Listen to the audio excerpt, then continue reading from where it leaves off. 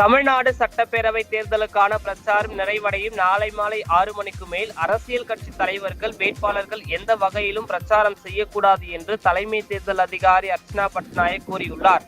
தமிழ்நாட்டில் 234 தொகுதிகளுக்கான சட்டப்பேரவை தேர்தல் ஒரே கட்டமாக வரும் 23ஆம் தேதி நடைபெறுகிறது. இதற்கான தேர்தல் பிரச்சாரம் நாளை மாலை 6 மணியுடன் நிறைவு பெறுகிறது. இந்நிலையில் பிரச்சாரம் முடிந்தவுடன் மேற்கொள்ள வேண்டிய விதிகள் குறித்து தமிழ்நாடு தலைமை தேர்தல் அதிகாரி அர்ச்சனா பட்நாயக் அறிக்கை வெளியிட்டுள்ளார்.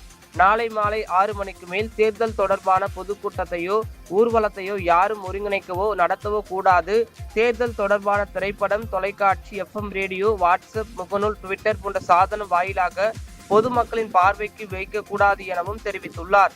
விதிமுறைகளை மீறினால் 2 ஆண்டுகள் சிறை அல்லது அபராதம் அல்லது இவை இரண்டும் சேர்த்தும் தண்டனையாக விதிக்கப்படும் என கூறியுள்ளார்.